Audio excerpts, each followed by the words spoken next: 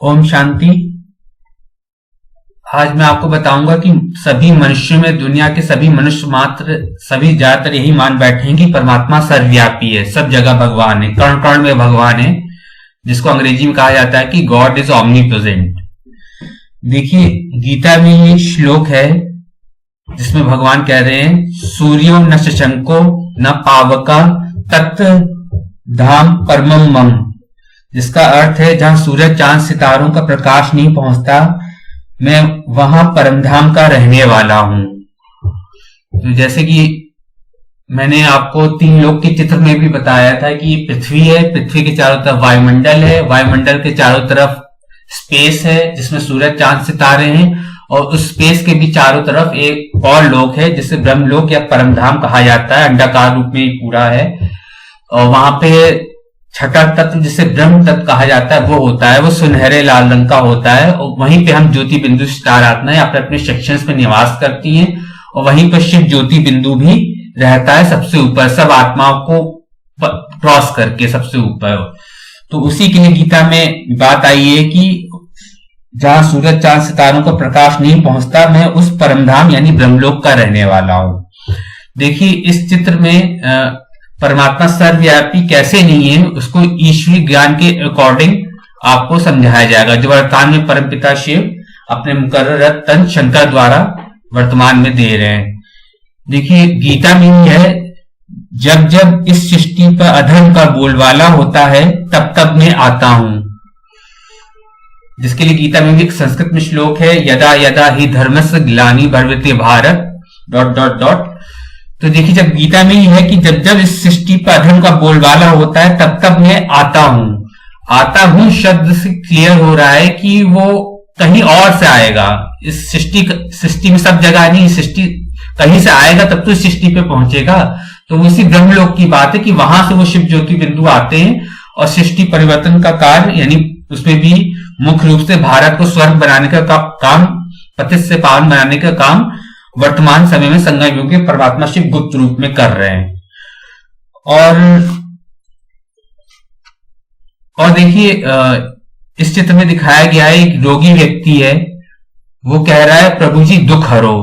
जब परमात्मा सर्वव्यापी है, सब जगह है, तो इसको दुख होना ही नहीं चाहिए, क्योंकि भगवान को सुख का सागर कहा जाता है, दुख हरता कहा जाता है। तो इस व्यक्ति को, बीमार व्यक्ति को दुख होना ही नहीं चाहिए। अगर परमात्मा सर्वव्यापी है तो इस बात को साबित करता है कि सर्वव्यापी नहीं, सब जगह नहीं है। और देखिए, इस चित्र में दिखाया गया है कि जहां गुणी है वहां गुण अवश्य होगा। तो देखिए, अगर परमात्मा शिव सब जगह है तो उसका गुण भी सब जगह होना चाहिए। हम देखते सब जगह परमात्मा शिव का गुण नहीं है, इसको अभी आगे के चित्रों में और स्पष्ट क्लियर किया जाएगा। और नीचे दिखाया गया है, क्या परमात्मा के गुण सर्वज्ञ हैं, क्या परमात्मा गुण सब जगह है? नहीं है। अब देखिए, इस चित्र में दिखाया गया कि कलयुग में आके ये जो पुरुष है स्त्री के साथ दुराचार कर रहा है, गलत काम कर रहा है, और स्त्री कह रही, प्रभु जी लाज बचाओ। और फिर इस चित्र में बताया गया है, क्या यह परमात्मा का कर्तव्य है? अगर परमात्मा इस काम को कर रहा है तो क्या परमात्मा ऐसा काम कर सकता है? नहीं कर सकता। तो इससे भी साबित हो रहा है कि परमात्मा सब जगह नहीं है। और यहाँ एक व्यक्ति दूसरे व्यक्ति की हत्या कर रहा है, तो अगर परमात्मा ही सब जगह है तो क्या परमात्मा का ये कार्य है? यहाँ चित्र में बताया गया ना, जहां गुणी है वहां गुण अवश्य होगा। तो अगर परमात्मा की ही गुण, परमात्मा सब जगह है, परमात्मा की गुण सब जगह है, तो एक व्यक्ति दूसरे व्यक्ति की हत्या नहीं करेगा। ना ही यहाँ पे ये पुरुष दुर्योधन दुशासन वृत्ति दिखाएगा स्त्री के साथ। और इस चित्र में दिखाया गया है कि एक भक्त कह रहा है, प्रभु जी दर्शन दो। अगर परमात्मा सब जगह है, सर्वव्यापी है, तो कौन किसके दर्शन दे? समझ रहे ना आप? अगर सब जगह है तो ये किसके दर्शन मांग रहा है? और यही इसी में भगवान है, तो कौन किसके दर्शन दे? अगर सब जगह वो है ही तो उसके दर्शन क्यों मांग रहा है? भक्त दर्शन क्यों मांग रहा है? और देखिए, इस चित्र में दिखाया गया बीच वाले चित्र में कि लोग कह देते हैं कि परमात्मा सब जगह है, तो हम कॉमन सेंस की बात है कि अगर परमात्मा सब जगह है तो क्या कुत्ते में भी है? मगरमच्छ में भी है, मगरमच्छ मछली खा रहा है, सुअर में भी है, उल्लू में भी है, सर्प में भी है।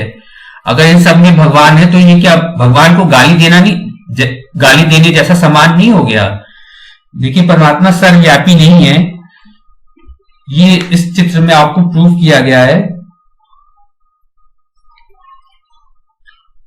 और एक माधवाचार्य की गीता आती है जिसमें बताया गया है कि आत्मा सब अलग अलग है और परमात्मा उनसे अलग है। और वहीं एक शंकराचार्य की गीता आती है, उसमें बोला गया है, शंकराचार्य ने बोला है, गीता की टीका यानी व्याख्या आती है, उसमें शंकराचार्य ने बोला है एको ब्रह्मो द्वितीयो नास्ति, मतलब कि एक ही भगवान है, उसी के सब ये सब रूप हैं। अब देखिए ऐसा तो हो नहीं सकता कि हम सब एक ही भगवान है, हम सब उसी के अंश रूप हैं, यानी कि अंश, ऐसा तो हो नहीं सकता। क्योंकि अगर भगवान को गुणों का सागर कहा जाता है, सुख का सागर कहा जाता है, दुख हरता सुख करता कहा जाता है, तो अगर हम इसके अंश हैं तो वो गुण हम में भी तो होने चाहिए। हम ना दुखी होने चाहिए, ना हमें ऐसा काम करना चाहिए, ना किसी की हत्या करनी चाहिए। और जब वो अगर उसी के गुण में है तो वो दर्शन क्यों मांग रहा है और यहाँ पे दुराचार क्यों हो रहा है स्त्री के साथ? तो देखिए हम परमात्मा के अंश नहीं है। मतलब जैसे बोल बताते हैं ना भक्ति मार्ग में, गुरु लोग बताते हैं कि सागर है, सागर में से चुल्लू भर पानी निकाल लो तो जो सागर का गुण है खारा होता है, वही गुण चुल्लू भर पानी में भी होना चाहिए।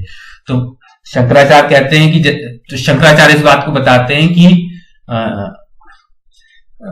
हम सब परमात्मा के अंश हैं, मतलब सागर के बुदबुदे हैं, तो हमें भी वो गुण होने चाहिए ना। जो सागर जैसे खारा है तो हमें भी वो खारापन का गुण होना चाहिए चुल्लू भर पानी में। यानी परमात्मा जैसे गुणों का सागर है, सुख का सागर है, दुख हरता सुख करता है, तो वो गुण हमें भी होने चाहिए ना। पर इन सब चित्रों से क्या ये बात क्लियर हो रही है? नहीं हो रही। और देखिए एक और बात भी है कि कोई भी आत्मा नहीं चाहती कि उसका अस्तित्व हमेशा के लिए समाप्त हो जाए।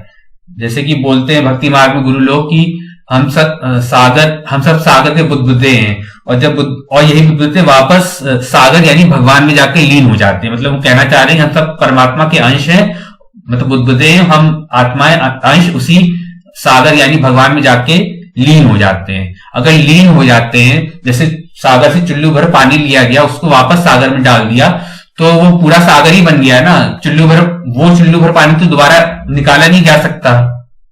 ऐसी अगर हम आत्माएं भी अगर परमात्मा के अंश हैं और उस सागर में यानी भगवान में लीन हो जाते हैं, तो हमारा अस्तित्व तो हमेशा के लिए समाप्त हो गया। और कोई भी आत्मा ये नहीं चाहती कि उसका अस्तित्व हमेशा के लिए समाप्त हो। तभी माधवाचार्य की गीता में भी बताया गया है कि हर आत्मा में अलग अलग संस्कार हैं, और जब वो गर्भ में आत्मा आती है तो गर्भ से निकलने के बाद जब बच्चे का जन्म हो जाता है तो वो अलग अलग अपने संस्कार के अनुसार ही पाठ बजाती है। हर एक आत्मा का पाठ दूसरी आत्मा से भिन्न है। तो हम सब परमात्मा के अंश नहीं है, ना ही सागर के बुदबुदे हैं, ना ही हमें भगवान में जाकर लीन हो जाना है। हम सब ज्योति बिंदु स्टार आत्माएं, हम मनुष्य आत्माओं के सबके अलग अलग संस्कार हैं और परमात्मा शिव के अलग गुण हैं। तो हमारा अस्तित्व कभी समाप्त नहीं होता। हम जो आत्मा रूपी रिकॉर्ड है, ज्योति बिंदु स्टार आत्मा में जो रिकॉर्ड भरा हुआ वो पहले से भरा हुआ है। इस 5000 वर्ष के ड्रामा में जिस आत्मा को जितना भी जन्म लेना होता है वो सृष्टि रूपी रंगमंच पे आती है, और जो उसके अंदर पाठ जैसा भरा हुआ है, जैसे उसके स्वभाव संस्कार है, उसी अनुसार वो आत्मा इस 5000 वर्ष के ड्रामा में पाठ बजाती रहती है। और देखिए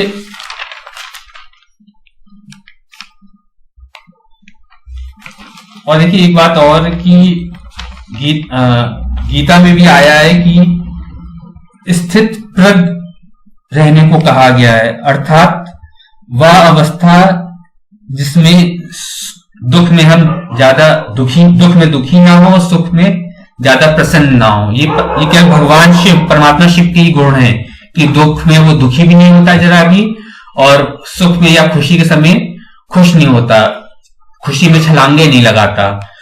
तो अगर हम सब परमात्मा सर्वव्यापी है तो हम देखें हम में ये गुण है कि दुख के समय हम दुखी तो नहीं हो रहे हैं, और खुशी के समय या सुख के समय हम खुशी में छलांगे तो नहीं मार रहे हैं, ऐसा तो हम में नहीं है। तो ये हम मतलब परमात्मा सब जगह नहीं हो सकते, वरना हम भी, हमारे में भी यही गुण होते हैं। तो ये साबित कर रहा है कि जो स्थित प्रज्ञ वाला शब्द आया गीता में, कि वो केवल भगवान शिव ही है जो हमेशा इस अवस्था में रह सकते हैं कि दुख में दुखी नहीं होंगे, सुख में खुश नहीं होंगे, सदा शांत स्वरूप बने रहेंगे। और यह अवस्था हमारी एक टाइम आता भी है संगम युग में कि ऐसी अवस्था नंबरवार हर मनुष्य आत्मा की बनती है, लेकिन सदा काल की तो ऐसी अवस्था नहीं होती ना, तो केवल परमात्मा का ये गुण है और ये गुण हम में नहीं है। तो ये इस बात को साबित करता है, ये सब प्रूफ है इस बात के कि परमात्मा सर्वव्यापी नहीं है। अब प्रश्न उठता है कि अगर वो सर्वव्यापी नहीं है तो फिर क्या है? जैसे हमने बोल दिया, एक नकारात्मक बात बोल दी कि ऐसा नहीं है, फिर सकारात्मक बात भी बोलनी चाहिए, ऐसा नहीं तो फिर कैसा है? जैसे हमने बोल दिया कि आकाश हरा नहीं है, तो ये बात पूरी तो नहीं हुई ना, पूर्ण बात तो नहीं हुई ना, पूरी बात क्लियर करनी चाहिए। अगर आकाश हरा नहीं है तो फिर कौन से रंग का है, तो ये बात पूरी बतानी चाहिए ना। तो वो उसको इसी में देखते हैं कि परमात्मा सर्वव्यापी नहीं है, वो एक व्यापी है। जैसे हम ज्योति बिंदु स्टार आत्माएं हैं, वैसे परमपिता शिव भी ज्योति बिंदु स्टार आत्मा है। जैसे हाथी का बाप हाथी जैसा लंबा चौड़ा, सांप का बाप सांप जैसा लंबा, चींटी छोटी सी तो चींटी का बाप चींटी जैसा छोटा, ऐसे हम अति सूक्ष्म ज्योति बिंदु स्टार माफिक आत्मा है। तो हमारा बाप शिव भी अति सूक्ष्म ज्योति बिंदु स्टार माफिक आत्मा ही है। पर उसके जो गुण हैं शिव के, ज्ञान का सागर, शांति का सागर, आनंद का सागर, प्रेम का सागर, दुख हरता, सुख करता, मुक्ति जीवन मुक्ति दाता, वो उसके गुण तभी प्रत्यक्ष होंगे शिव ज्योति बिंदु को जब वो किसी शरीर में आएगा। नहीं तो भक्ति मार्ग में भी, वरना शास्त्रों में भी यही माना जाता है कि जो शिव ज्योति बिंदु या जो आत्मा है वो निर्गुण है, मतलब उसमें कोई गुण नहीं। गुण तब प्रकट होते हैं जब वो कोई शरीर में प्रवेश करती है। जैसे हम आत्मा शरीर में प्रवेश करती है तभी हमारे गुण प्रकट होते हैं ना, कौन कितना सदाचारी है, कौन कितना कैरेक्टर वाला है, कौन कितना सच बोलता है, कौन कितना झूठ बोलता है, हमारा स्वभाव कैसा है, वो तो तभी पता चलते हैं जब हमारी आत्मा शरीर में होती है। और जब आत्मा शरीर से निकल जाती है, यदि व्यक्ति मृत्यु हो जाता है, तो ये सब शरीर मुद्दा हो जाता है, फिर हमें ये सब गुण उस शरीर से में देखने को नहीं मिलते, क्योंकि आत्मा जिसमें मन बुद्धि संस्कार है वो शक्ति शरीर से निकल गई। ऐसे जो परम कहने का मतलब यही कि आत्मा और शरीर की प्रवृत्ति होती है, मतलब आत्मा बगैर शरीर के कुछ नहीं कर सकती, हम मनुष्य आत्मा है, और शरीर बगैर आत्मा के कुछ नहीं कर सकता। वास्तव में हम ज्योति बिंदु स्टार आत्मा है, ना कि शरीर। ऐसी जो शिव ज्योति बिंदु है उसके भी गुण तभी प्रकट होंगे जब वो किसी शरीर में प्रवेश करेगा। जो गुण है ज्ञान का सागर, शांति का सागर, आनंद का सागर आदि आदि, जब वो किसी शरीर में प्रवेश करेगा तभी उसके गुण प्रकट होंगे। तो वो उसी व्यक्ति में प्रवेश करता है जो सृष्टि का आदि पुरुष है, आदि देव है, शंकर है, इस समय साधारण तन में मौजूद है और जन जन्मांतर ने हीरो का पाठ बजाया है, उच्च पाठधारी रहा है।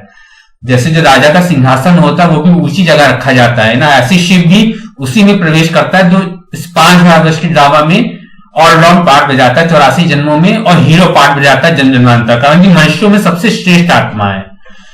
तो शिव उसी में प्रवेश करते हैं, उसी के लिए गीता में भी आया हुआ है, मुझ साधारण तन में आए हुए परमात्मा को मूढ़मति लोग नहीं पहचान पाते।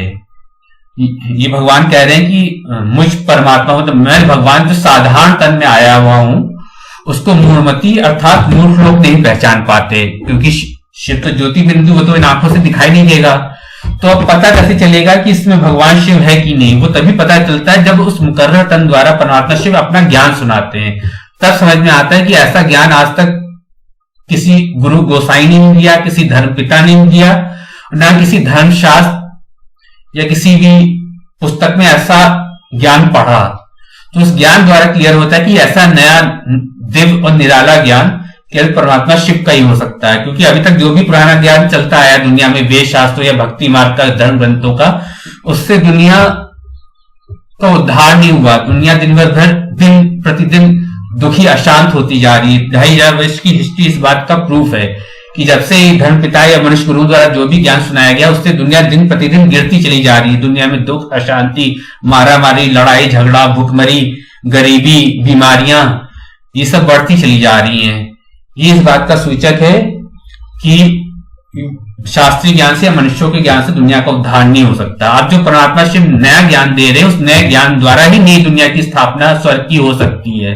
पुराने ज्ञान द्वारा दुनिया पुरानी बनती चली गई। ठीक, तो ये था कि परमात्मा सर्वव्यापी नहीं, उस पर आपको समझाया गया। और यहाँ जो भी आपको अभी तक जितना भी ज्ञान आपने पिछले वीडियो में, इस वीडियो में भी आप देख रहे हैं, ये सब उसी शिव बाबा परमपिता शिव जो मुकर्रर शंकर में साधारण तन में है, उसमें प्रवेश करके जो ज्ञान इस समय हम पीवीके को दे रहे हैं, उसी के ऊपर सारा ज्ञान ये आधारित है, अभी तक जो भी आपने सुना। ओम शांति।